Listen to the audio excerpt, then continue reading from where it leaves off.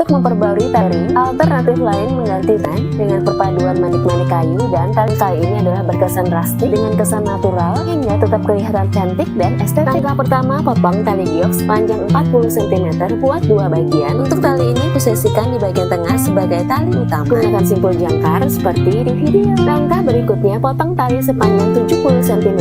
Buat simpul jangkar seperti sebelumnya, namun kali ini posisikan di bagian pinggiran. Potong kembali tali gioknya 70 cm buat simpul jangkar di sisi lainnya. Nah, ini talinya siap untuk dianyam. Untuk memudahkan pekerjaan, gunakan selotip direkatkan pada meja kerja. Untuk anyaman pertama, buat square knot sepanjang 4 putaran atau 2 set. Ini untuk memberikan jarak, jadi pada saat nanti ditekuk di pergelangan tangan tetap terasa nyaman. Langkah membuat square knot pernah saya jelaskan di video sebelumnya. Jika sudah, siapkan manik kayu bulat ukuran 8 mm dengan lubang besar di tengahnya, jadi nanti talinya akan mudah masuk, tidak perlu alat bantuan apapun. Masukkan tali bagian tengah, dorong ke atas, kemudian buat square knot lagi sebanyak 4 putaran atau 2 set. Nah, lakukan terus proses berulang ini hingga kira-kira setengah dari panjang pergelangan tangan. Nah, hasilnya akan seperti ini, sangat terasa kesan naturalnya. Untuk sisanya kita tinggal lakukan kepang juga hingga kira-kira sepanjang 8-10 cm. Jika sudah, ujungnya kita tinggal simpul mati. Kenapa kita lakukan pengepangan? Karena tujuannya ini akan mempermudah jalannya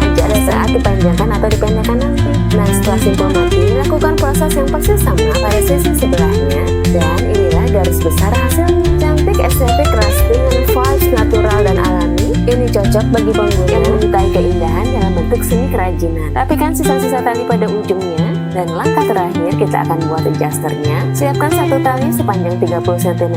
Untuk adjusternya kita akan gunakan square knot lagi. Lakukan 4-6 kali putaran dengan menggunakan simple adjuster ini. Tali jam tangan ini nantinya akan dapat diatur panjang pendeknya. Teman-teman juga bisa gunakan together knots atau simpul bersama. Saya pilih square knot agar vibes-nya sama dengan bagian tali jamnya. Jika sudah, tinggal gunting dan rapikan sisa ujungnya. Dan jam baru dengan barang lama ini sudah jadi. Memanfaatkan barang bekas namun masih bisa dipakai. Apapun yang ada di rumah, jika masih bisa diperbaiki atau diubah, jangan cepat-cepat dibuang atau membeli yang baru. Gunakan ilmu seni kerajinanmu yang bisa kamu dapat di berbagai tutorial di banyak aplikasi. Bisa jadi barang yang kemudian akan dihasilkan ternyata